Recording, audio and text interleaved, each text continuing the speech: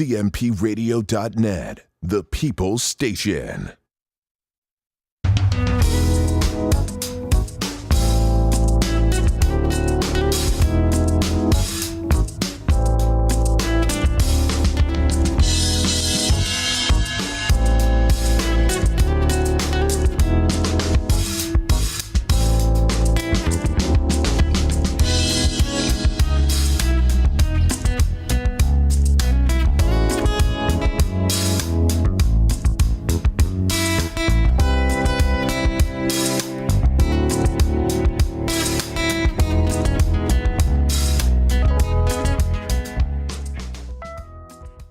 Good afternoon, and welcome to the Golden Age podcast, where we focus on issues concerning senior citizens 60 plus. I am your host, Renee Clark Graham, and I welcome you. Today's show is going to be about loss and grief. Very timely, very timely. And my guest today is Patricia Demiranda, who suffered a major loss a while ago. And we're going to get into all of that so you'll understand more about what's going on. Welcome, Sands. Welcome. Welcome. Thank you so much, Renee. I'm so glad you're here. And I'm glad to be here. All right. We're going to talk about your son, Bill. Tell us that for those who don't know, Pat lost her son 20 years ago. So tell us about the day that you lost your son.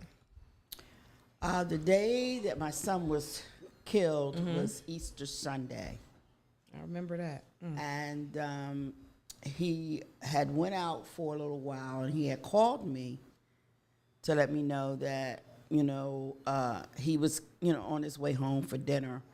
And I had told him, I said, well, don't rush, I'm still trying to, get the macaroni and cheese situated. And his comment, as my daughter would say, you want it in there a little longer, it's going to burn now, Mom.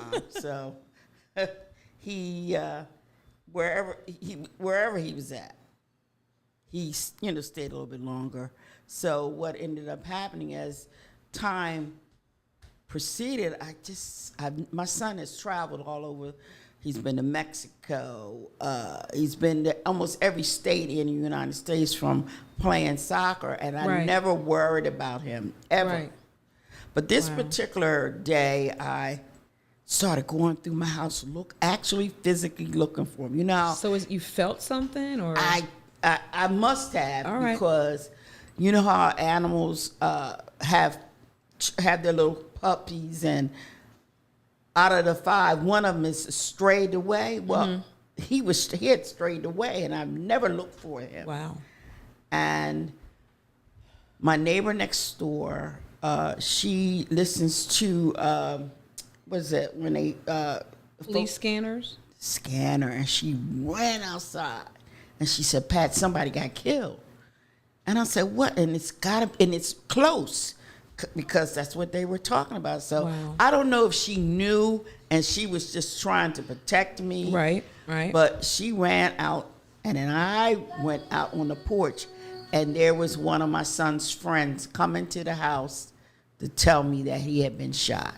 Wow. So it started out to be just a normal day? Normal. I went to church, and I was heading back to church. I want to feed everybody, and they always had like a cantata. Right. And the cantata was at 5, so I said, well, I'll get everybody fed, and then I can go back to the Easter cantata. I headed to Crozier Hospital. That's where I ended up going. And we rode past... he was shot right there near Berman's Pharmacy, right there on Edgemont Avenue. Whatever. I can't remember that little street. I think it's 22nd Street. 21st Street? 21st Street. 21st Street, maybe. Okay. So we rode past there to check and see for me, we rode past there because I wanted to see if he was dead or alive. Okay. If he was there, I knew he was dead. Okay. If he was alive, I knew he was gone. And he was gone. So he made it to Crozier. They took him to Crozier. Yes, they made him to Crozier. Yeah. So you still at this point didn't know if he was he alive, or you didn't know what the status was at that point? No, we didn't know what the status was. We got to the hospital.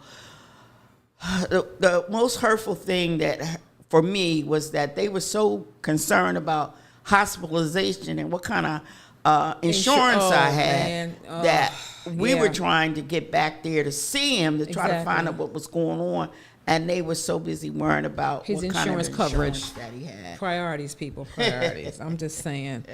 Okay. Okay. Tell us about Bill Trippley. I call him handsome. Tell me about Bill Trippley. He had thick eyebrows and thick eyelashes. He was handsome. He was a handsome man. He used to always prick at him because they would turn into his eye, and he would say, "Mom, these things keep getting in my, eyes because they were so thick." But he was smart as a whip. Mm-hmm. He had been in the gifted programs throughout his time in Chester Upland School District. Okay. So he was a very intelligent young man, but he always he was sports orientated because his father was sports orientated. His Uncle Teddy was a basketball player. Okay. So he was always sports oriented. Sports was in his DNA. Okay. All right. So when we were at Weatherall School, they created a soccer program because one of the fathers there was from St. Vincent, and the game of his choice was soccer. So he started a soccer league there, and that's when my son started playing, and that's when he kept saying, "Pat, he don't need to be playing around here. He needs to play at a higher level because he's a really good player." And then that's when... Well, I was going to say, that was my next question. How did Shipley come into play? Shipley came into play after he had went to started playing in Nether Providence. Okay. And he went on to play in Westchester and Downingtown. He made the state team, national team. He did all that kind of stuff. And his concern was that he could not play soccer locally because there was no soccer program. There was no access. You're right. There was no access there. School district. And one of his very good friend, Brian, dad, said, "Pat, why don't you try to get him in a private school?" So we went to Episcopal. We traveled the routes. Right. And Shipley came into play because of Brian's dad, Dr. Rappaport, had a inside track. There we go. To get him into Shipley, and he was given the opportunity to go to Shipley School. And he made the most of that opportunity. Yes, he did. He absolutely did. I understand he traveled everywhere. Oh my God! To play soccer, like all over the place, everywhere. And because he was a good player, and he was asked to play, and he made. He was able to go to Texas. They won the national, United States national championship, and they won that in Texas. And then he was chosen. He played out for the regional team in Jersey and won, and was chosen to do that. Okay. And then he ended up from the regional. You can try out for the national, and he tried out for the national. So he could have very well been Olympic bound. Yes, sure. Definitely that. Yes, oh, that's wow. definitely that. What a gift! What a gift! This was one of the most traumatic things, one of the most devastating things of your life. And somehow or other, after a given amount of time, you took it upon yourself and turned this whole thing around. It's like, I know grief was still there, but you had to, did you have to feel that energy someplace else and do something different? Well, I really didn't want it to create. I didn't want to have anything to do with the foundation. I didn't really. It was not my idea. It was his friend Neil Regino and Mike Barr and David Pines. They kept coming to me and saying, "Pat, well, we needed," because they called him Will. Right. And they said, "We got to do something for Will. We can't just let him die in vain. He was a good kid. He had this going on. He was doing so many things." Right. And I just kept telling them no, and they kept coming to me. They were relentless. They wouldn't let it go. And then finally I said, okay. And then that's when we really started. But I think I was just saying no because I was just still so upset and angry. So you just didn't feel ready to do it? No, I really didn't. That was the same thing with Mothers in Charge and Right.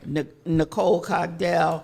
She was the president of the local chapter of Mothers in Charge, and she would come past the post. I worked at the post office in Wallingford, and people knew if I can find her, I know she's working. Exactly, and we right. going to the post office. So they would leave little notes and leave meeting destinations. She would call me on the phone. Pat, you sure you ready? Nah, I'm not ready to get out there like that. And then finally I made a decision, and I called her and I told her I was going to come. And that was to a my next meeting. thing. It's like you took the worst day of your life and turned it into something so meaningful and beneficial for our Chester community. And these kids probably had never even played soccer before, never seen a game, no exposure to soccer whatsoever. No. But you chose to put your grief aside for a minute and just see the opportunity finally when you were ready to give these kids a chance. Yes. Did you think that the foundation was going to take off like it did?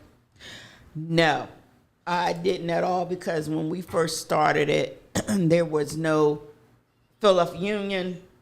There was nothing soccer bound. No blueprint. And none of that was existence when we first started the soccer program. And our first time, we really started working at the Chester High right there at the Air Park area. And we used to play our games there. And a lot of parents was interested because it was something different. And some of their kids didn't want to play football. It was too violent, it was too much violence. So they learned how to play the game of soccer. Wow. Can you share with us about the successes and the failures of this whole undertaking? Because I know there's a pro and con to everything. We always hear about the successes, and you can talk about that naturally, of course. But I want to know about what wasn't so successful about this program and this foundation. Well, it just seemed like every hill we would go up, we would get knocked down because we could not get people to really, because don't get me wrong when I say this, because we're in the city of Chester and nobody knows about soccer, they looked at us like side-eyed to say, what are y'all doing? What do these people know about soccer, right? People know about soccer. Thank you, JP. Yeah. And we had a lot of challenges from the city of Chester in reference to that. Now, when we went to like the Swarthmore College, they adopted us. Okay. Because of the fact that we were playing soccer, and we did a lot of our work at Swarthmore College. But the biggest problem was that they just, why are you doing this here? Chester's a basketball town. Basically, basketball and football. You're right. Yeah. Football town. And my idea of it was give them something else. And then I used to tell them That's awesome. my son's story and how he was able to go. He traveled all over the world. So much Because of exposure, soccer. yes. And he was able to meet different people and go different places. Wow. And I said, kids in the city of Chester, they stay within the boundaries of the city of Chester. And it's so sad because they miss out on so many other things. So many opportunities. There is life beyond the city. Yes. And this definitely opened up an opportunity for them. Yes. Wow. But that was one of your successes. But you're saying the failures came from like the red tape, trying to get things off the ground. Red tape, as we moved forward, we had an issue with coaches, because we always had a problem. Because you play football or basketball in Chester, right? You can find somebody. Oh, absolutely. To be a coach to help you with your kids. They're volunteering to do that. But in the city of Chester, there was no one here for soccer. And then as time progressed on, some of the guys that played soccer back in the 80s that played in Chester, I think 89, 84 was when soccer stopped. They stopped playing soccer in the city of Chester. Now, I didn't know that. You just told me something I didn't know. So some of those players would call me. Okay. I think his name is Calvin Church. All right. That's what clicks to me. Okay. And he would call me and say, Miss Pat, is there anything I can do? I used to play soccer in the city of Chester. So there were folks that would reach out to us in retrospect of that. And then me being who I was, I think, and this is for me, Okay. that I was too overprotective of what I was trying to do. Got you. I got Because you. It makes perfect sense. I get it. I just felt like people would try to come and take it away, you know.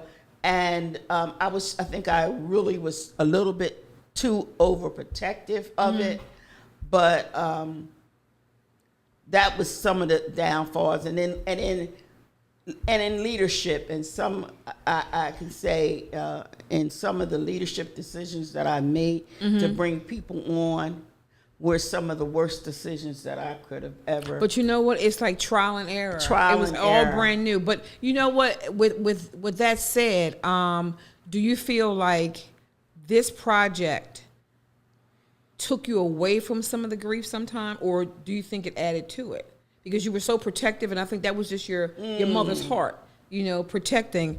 Do you think that distracted you enough to help with the grieving process? It distracted me, but to not be concerned with the grieving, but it caused a separation between my daughter and I, because okay, my son was killed. I took all my energy and put it into his legacy and working on his legacy, and there was Jovan sitting on the sideline. And that brings me to my next question. Like, how does grief affect siblings? Oh my God.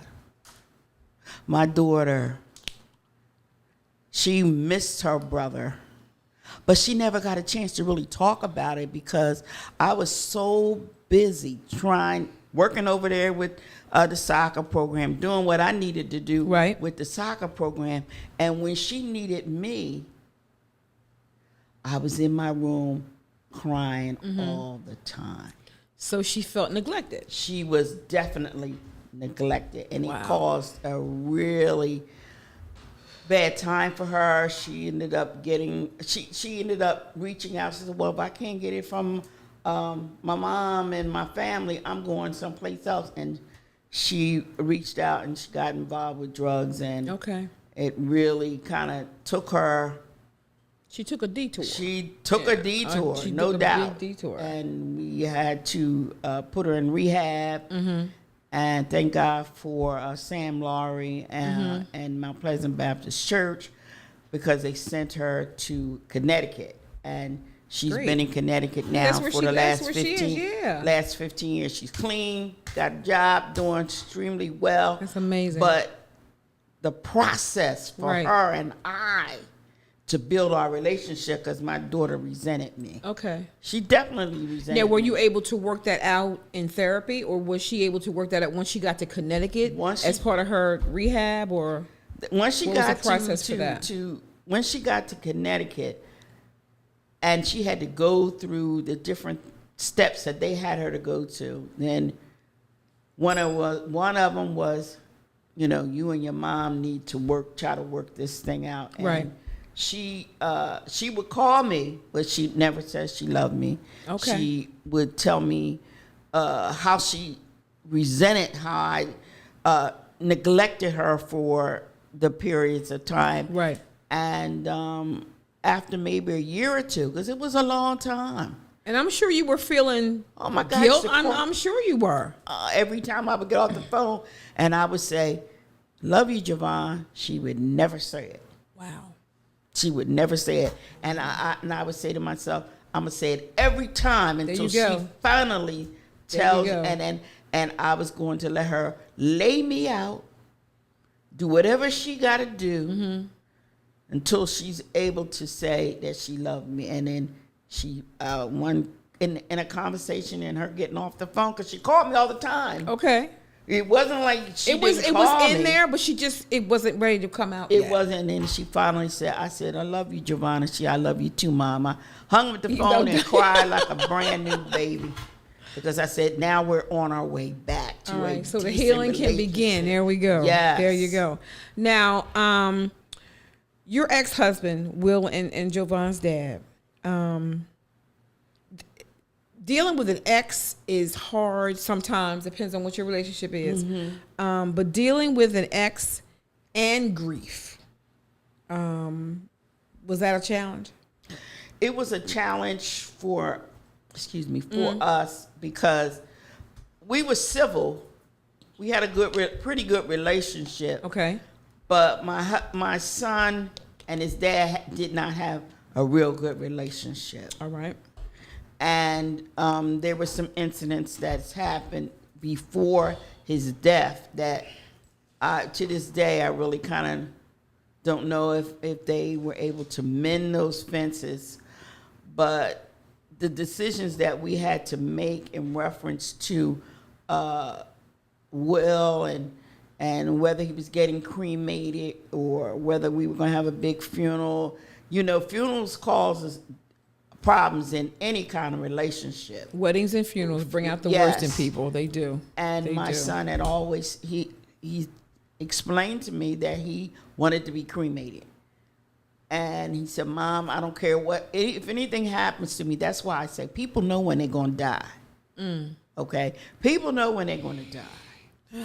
And my son came to me maybe a month or so before it happened, and he was like, Mom, if something happens to me, I want to be cremated. And I'm saying, boy, you're too young to be talking Really? like that. 'Cause he Right. was just 20 years old. You know, you should be thinking about life and not death. Right. And he told me he wanted to be cremated, and it was a real struggle for his dad and I to make the decision because I was trying to abide by what my son wanted. Right. And my ex, he wanted his son to be seen by everyone, but my son was That's not what he wanted to do. my son was shot in the head. And I was concerned that, you know, it would be seen and folks, you know, that's how I saw it. I was abiding by what my son, but I didn't want my son on display like that. I didn't really All right. want that. So that whole struggle is like that. Yeah. That struggle is real. You know But what I mean? we have a really good relationship now. Well, that's awesome. You know, That's good. I'm glad to know that.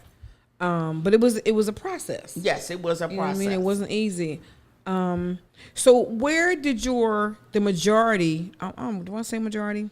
Where did your support come from during that grieving period?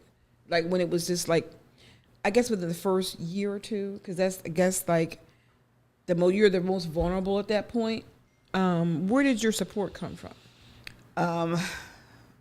Mothers in Charge really was an absolute great place for me during that time because we all would get together, bring pictures of our children. And the biggest thing about a parent who's lost a child, people don't want to talk about them no more. They don't want to talk about them. They're closed off to it. I guess. They like, okay, the child is dead. Nobody wants to ask you any questions about your deceased loved ones. So that gave us a chance to bring our pictures in and talk about our sons and what they like, you know, the food that they like to eat. And it just gave us a comfort to know that these 10, 15 women cared about my son because they never told us to be quiet. Okay. They gave us that opportunity to go and to really talk about our children. And then we would visit different places, especially if one would get, God forbid, would get shot in the city of Chester.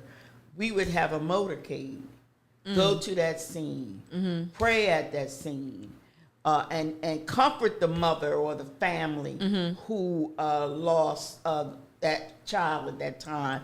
And it was refreshing for the family to know that somebody cared. Right. You know, Even though some of your grief was still present, and you reached out. Mothers in Charge was a great place for for us to come and to and start to learn to heal.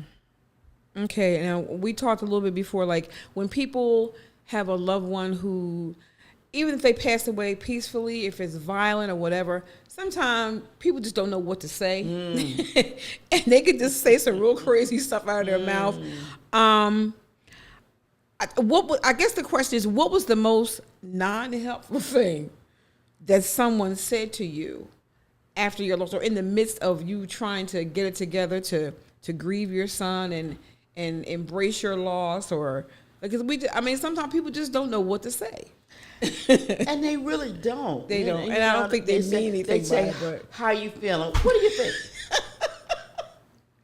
How are you doing? Well, I'm not. I am not doing anything. And sometimes just that question, how am I doing, causes you to kind of flick off. Yes. Yes. How are you doing?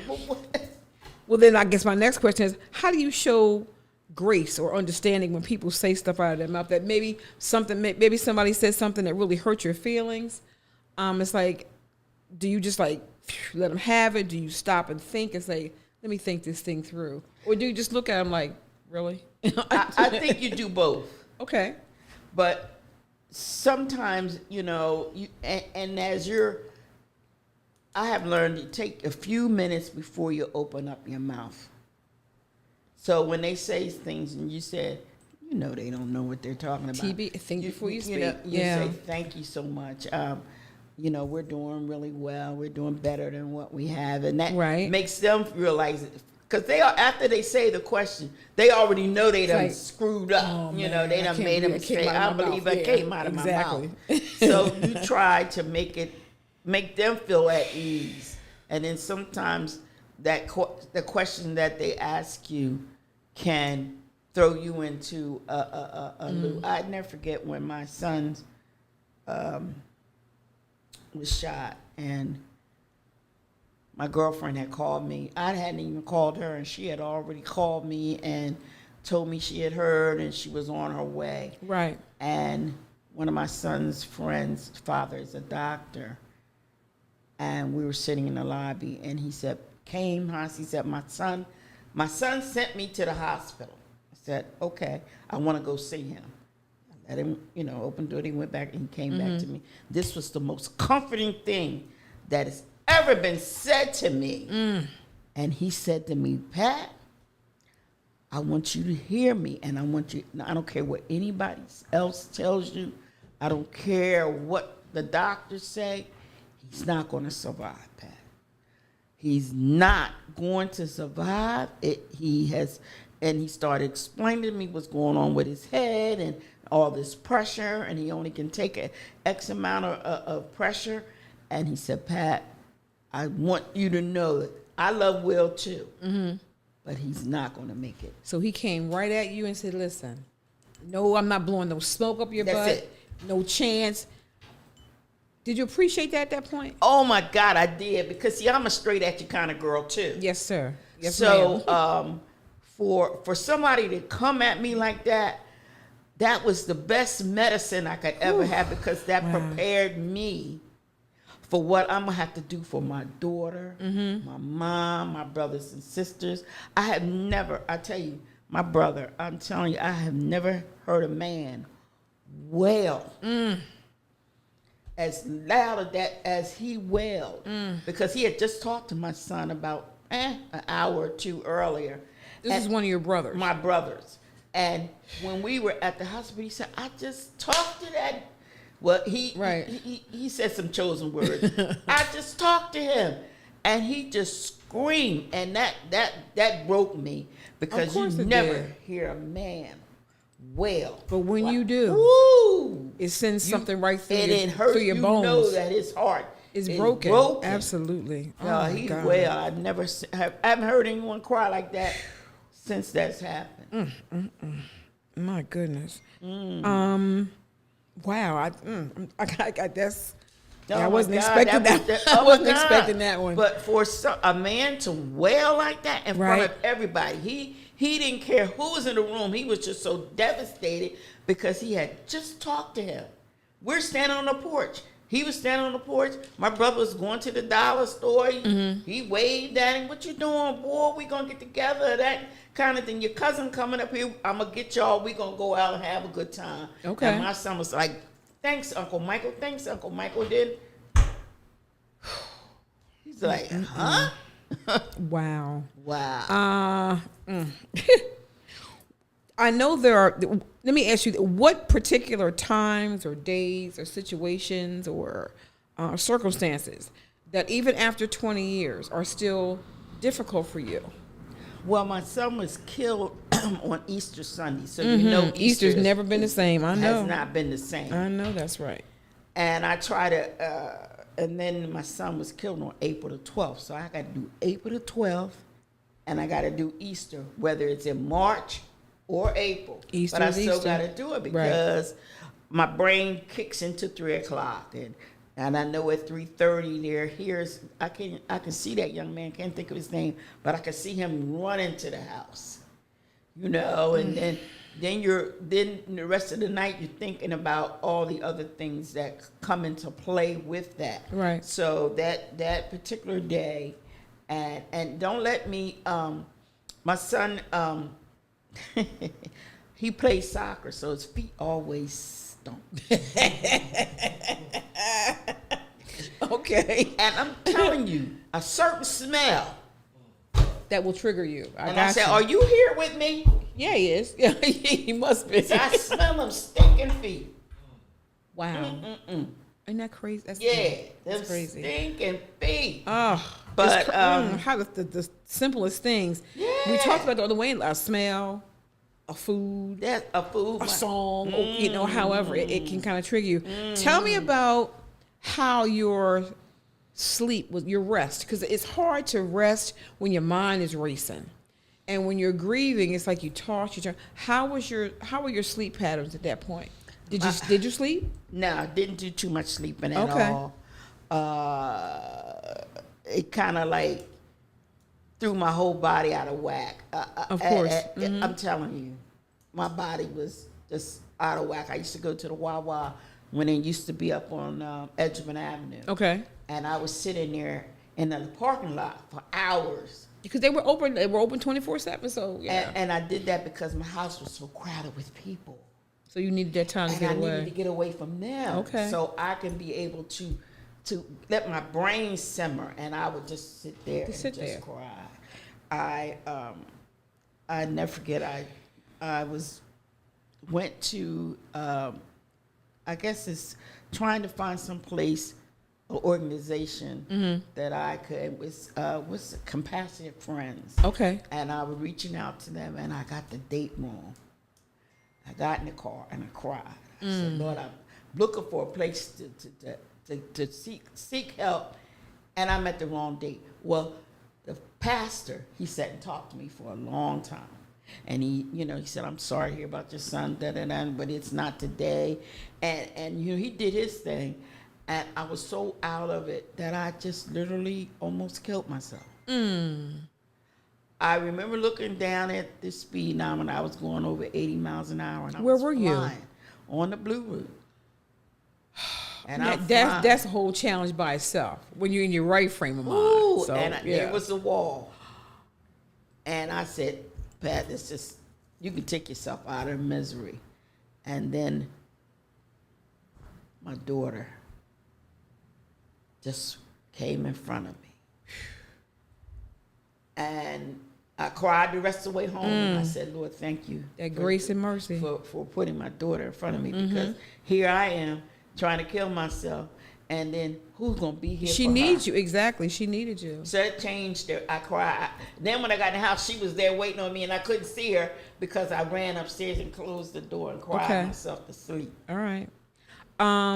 Where was your safe place? Your safe place, like the place that you would go to just be by yourself and just do whatever. If you didn't want to do nothing, you just sit there.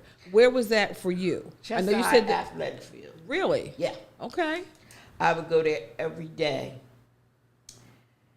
and I would just scream to the top of my lungs because I just couldn't understand why you did this to me.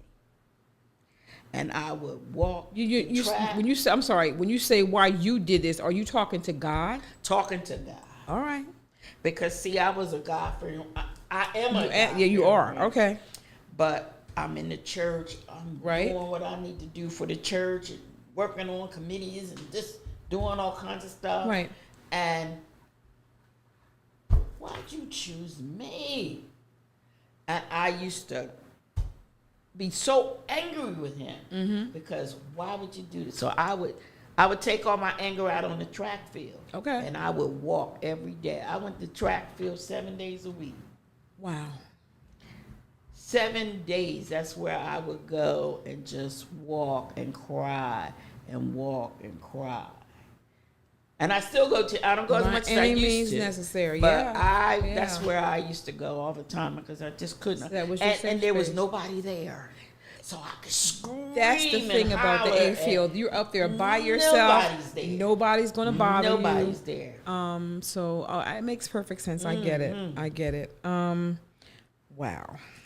Okay, let's see. What else did I have? Okay, have you established any kind of family traditions when you remember, Will? Did you put anything in place that you do every year? Or you just kind of let it go and just stay to yourself and have your private thoughts? My son first died. I used to take vacation. Okay. On his birthday. His birthday was January 18th. Okay. And I would take that off because so many people would be calling and stopping by and all that. So I would take it off, and then I would go in the basement of my house because that meant I didn't hear the doorbell ring, I didn't hear the phone ring, I didn't hear nothing. And I would sit down solitude, and just in solitude. And my brothers would come by and they'd be trying to, because my husband, he would be there. Creighton, my second husband, he would be there, and they would say, "She's in the basement, man." I can't get her out the basement. And my brothers would come down that was there. part of your grieving process, And even still. You know what I mean? It was your place of refuge. And they would say, "Why are you down here?" I said, "I don't want to see nobody. I don't want to look at anybody." Right. And I would stay down there for hours. But I remember telling Arline that I'm like, you know what, girl, this is going to take a minute. Okay? So she's not going to just spring back in the next few months. This is going to take a while. Oh, yeah.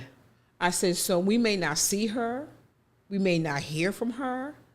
I said, but if you think about her, shoot her a text. She might not answer you, but I know she'll get it. You know what I mean? But I just remember telling her, this is going to take a minute. So we need to fall back. And when she's ready, she'll let us know. So I just... But I appreciated everything that... Oh, I'm sure you did. I have no doubt that you appreciated it. But it was just like part of your process. Now, since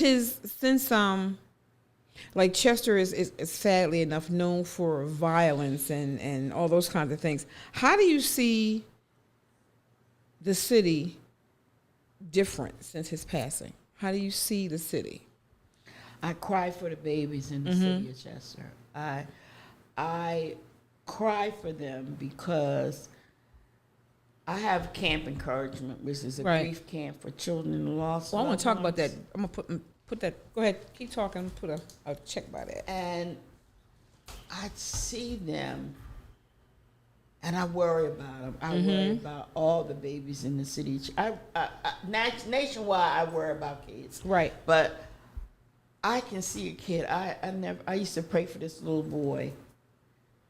2 kids. One little boy, he would be walking to the bus stop, but the entire time he would have his head down. He never looked up. And I used to wonder, what's going on in his life that he cannot look up? There's something going on. As he's walking down the street even. I used to pray for that little young man. And I used to pray for this 2 little kids. Their mom, I don't know what's going on with her, but she used to curse them out every morning. And she would run them. You know how your mother walked so fast and the kids couldn't keep up? Right. And they would run them, and she would run them every morning. Wow. And I used to pray for them. I used to cry for them. Right. But I worry about the kids in the city of Chester. What's going on in their household? Did they lost their brother or sister, or their dad has been murdered? Are they receiving some kind of counseling or some kind of, or even involved in the burial of their mom and dad or their loved one? Because, we have a tendency, Right. we think we're protecting them, but not letting them be involved. But we should let them get involved because that's the start of their grieving process. Okay. All right. So tell me about camp encouragement, because that's a whole other thing. And that's something near and dear to your heart. Talk to me about the purpose, how it got started, what you hope to achieve by that. Talk to me about camp encouragement. Camp encouragement was a gift given to me by God. Mm-hmm. He kept telling me that, what about Javon, and her brokenheartedness of her brother. There's got to be other people out there, other children that are grieving. And for 2 years, I tried to give it to 3 people in the city of Chester. What do you mean give it to them? I went to them, told them my vision, told them what I wanted, what they could do. And they said, oh, it's a great idea, Pat. But. So I said to God, God, you gave this to me. So I said, you know what I'm going to do? I'm going back to school. Okay. So that's why I went back to school, got my master's degree, and created Camp Encouragement with the business plan, everything that I needed to do that, because everybody thought it was a great idea, but nobody wanted to do the work, okay? So I went back to school, got my master's degree, and Lisa Dennis, I graduated in May. Lisa Dennis, Susan Dennis, and I, because we were a part of the bereavement project in the city of Chester. Right. And during that time, when you're going for your master's or your doctor, you have to have survey questions. Right. So I did the survey with the east part of Chester, western part of Chester, my church, and another group. And asked them, was a bereavement cap a necessary tool for the city of Chester? And 80% of the people said yes. Absolutely. So that I graduated in March, and Lisa and I and Susan Dennis and I was talking about and they said, well, Pat, what are you going to do with your project? And I said, I'm going to do it, but I'm going to do it next year. And Lisa Dennis said, we're going to do it this year. Okay. We're going to find a place. So we went to Ruth L. Bennett Center on 2nd and Rainey. Right. And we started off with 4 kids, 3 days a week. My mother always taught me, if you have the vision, he will give you the provision. And that's what I say to myself all the time. It's true. When I get down and things are not working out, and I say, God, you gave this to me. So that's right. You're gonna make this happen. There you go. So I'm just gonna keep on striving towards it. But that's and Camp Encouragement is a grief camp for children who have lost a loved one, whether there's to death, if they had an animal and they loved and the animal died. Okay. Mother and father is divorced, and one of the parents they're not with that one parent. Because a loss is a loss. Is a loss. That's true. Father or mom is in prison, miss their mom or dad. That's a loss. So what's the age group? 6 to 12. Okay. And it's starting. We're really going to have to kick it up because we're getting kids. Parents are asking kids for a higher age bracket. Okay. And as Susan says to me, you will never say no to nobody's child, and I don't. I take them. I try to make it work some kind of way, but that would be a good thing, because there are a lot of teenagers who are hurting out here. You know what I mean? And they're grieving a loss of some kind. And we just agreed to say grief is grief. A loss is a loss, and they need that help. So if we that's did it for that's your vision, older group, and it was more like getting together and talking for an hour, and that kind of didn't work. Okay. But we were able to get a young man who wouldn't talk the whole time, and he had lost his father because he had a massive heart attack. And the last day, he wore a shirt with his father's picture on the front. Stop it. So I said to him, who's that man on your chest? He said, that's my dad. And look, couldn't shut his mouth for the rest of the hour. So y'all met the goal with that one, didn't you? So know what we did? We just knew we had him. All right. And that was the first time. His mother was so excited because that was the first time that he had ever talked about his dad. That's what you want to see. That progress right there. Oh my God. Yeah. That's amazing. So when does Camp Encouragement run?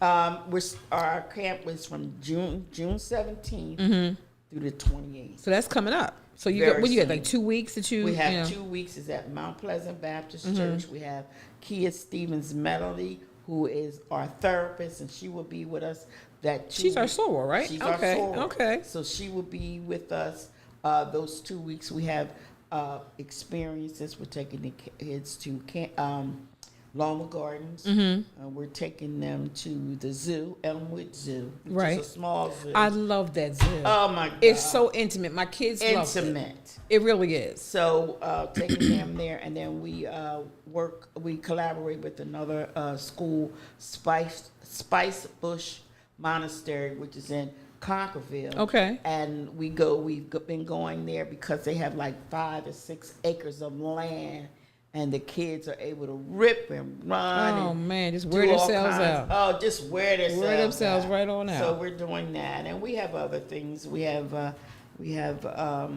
teach children how to play chess. We have yoga. Okay. CMP Radio is going to be coming and doing Awesome. some work with All the right. kids. So we try to give them different things. Do you see them do you see the camp in the future being just more than 2 weeks? Do you see it expanding a little bit more, or? Well, the kids wanted it for 3 weeks this Okay, year. right. They begged for 3 weeks. Okay. But the third week would have been 4th of July, and we. Yeah, it's different. Yeah, it's holiday it's time. holiday Yeah, time. right. So what we're going to have to really think about how we're going to expand it in retrospect of that, Mm-hmm. even if we don't do 2 weeks now, and then maybe in July do another 2 weeks. To have another camp. Right. So right now, we definitely are planning to expand it. Okay. That's a definite. Okay, let's see. One of my last sections here is you mentioned Mothers in Charge? Yes. That was one of the resources you used when you were experiencing, when you were in the depths of your grief. Do you still rely on them? Do you still keep in contact with them? Do you still participate with them? I'm still in contact with Dorothy Johnson Spike. Okay. I'm still in contact with her, but that's not my go-to now. The Lord has blessed us with Jawan's Healing Center, which is a counseling for adults. So we have Dr. Jamie Eady, who comes in on Zoom once every second Tuesday, and she's our facilitator for that. So it's on Zoom. So anybody all over the world can come and join. join. Okay, so we've got the Will Trippley Foundation, we've got Camp Encouragement, and we've got Javon's Healing. And we got camp encouragement for children during the winter months. That's counseling. Okay. And experiences. And then we have Healing Connections, which is an art program that we have.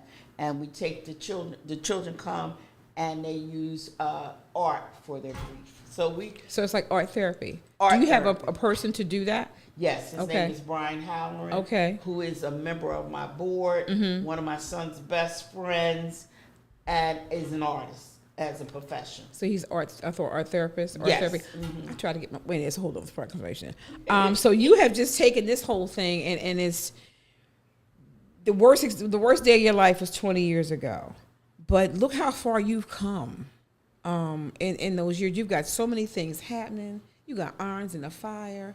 And it's making a difference. That's just the thing. Yes, it is. That's making a difference. But without the good Lord, you know that. None of this true. happened That's right. without Him. I hear you. I hear you. And His grace and mercy just keeps on going. It just Continues. keeps on going.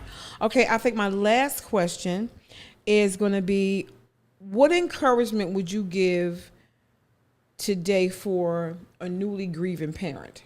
And I don't want to keep saying mothers, but I just want, for parents who have experienced a recent loss, what avenues can you tell them to explore? How can you touch them and give them a little bit of advice about the things they're going to go through and what worked for you and maybe they could try to work for them? Because everybody's going to be different. But what encouragement or advice, if any, would you give someone who just had that recent loss? Child, parent, whatever it is. I wouldn't turn away from your family. Don't turn away from your family because sometimes, when you're going through that, you think that you're the only one that is right. breathing. It's Exactly. just you. Exactly. But no, it's not. You got children, you got a husband. Be as a unified force. Grieve together. Don't exclude anybody out of the grieving process. And then also, don't feel as though it's not necessary to go see a therapist. Okay. Go see a therapist, because if anything, the therapist can maneuver you through your ups and downs, because you're going to be ups and downs. Or you're going to have spikes and low, highs and lows. But a therapist can guide you, give you guidance. And it just because you're going through to a therapist don't make you, like you're a nut. No, exactly. It's not about that. No, it's not about that. It's not all. about that. That's just the opportunity, and especially a group therapy. I like group therapy. Okay. Because why is that? Because you hear other people's story. Okay. And some of the things that they're going through are some of the things that you're going through, and it makes you say, "I'm not crazy. It's okay." Okay, Mary is going through those same things, and I like group therapy for that. But just therapy on an overall basis. So you can, with the group therapy, you can kind of bounce your ideas off of other people. Yes, and people. And not necessarily other people, the therapist. Okay. Because if the other, like if I say one thing, if it's not right, the therapist is not going to let you sit there and say, "Yeah, Johnny, that's the way it's supposed to go." I got you. She's going to reel you back in. Okay. But just the fact of knowing that other people are going through the same thing and have the same feelings that you are, it just makes you feel like, okay, I'm normal, because sometimes you feel like you're just absolutely going that crazy. You're out of control. That you're out of control. This has been so helpful today. I guess for me and maybe for JP too, I'm not really sure, but we just suffered that loss, and it's like, gosh, this is give me avenues to explore, and because right now it's new and it's fresh and it's feeling kind of like, I don't think I like this. And right now, because it's wide open, you don't know what avenue you want to try. You really don't. You really don't. Because you're trying to adjust to the fact that the person is not here. I can't call them. And it's been a long time since I've experienced grief at this length. You know what I mean? The last time my mother was like 20-some years ago, and this is a major loss for me. Yes, it is. So it's like, this is and know that when you get ready, you know when you're ready. Okay. To reach out. All right. And see someone or talk to someone or whatever. But don't close your loved ones out. No. Your sister. Right. And her husband. Right. Don't close them out. Right. Because they might wear you out because they calling you every day saying, are you okay? Are you okay? Yeah. And they only mean. They do, and I understand that. I do, but I'm just trying to keep my son, because this is his first major loss as an adult, and this was his godmother, and he was just devastated Friday. So I'm trying to keep him straight and make sure everybody's okay. But thank you so much. I was so happy to have you here today. We talk like this, and I was just hoping that my goal was not to reopen an old wound, but to kind of shed some light on grief and as a senior citizen, how it can change you or enhance you, or however it was. But thank you so much for being here. Thank you. I appreciate you so much. Thank you so much. And I think we're going to call it a day. I think we're going to call it a show. Okay? Thank you. Thank you, everybody, for joining us.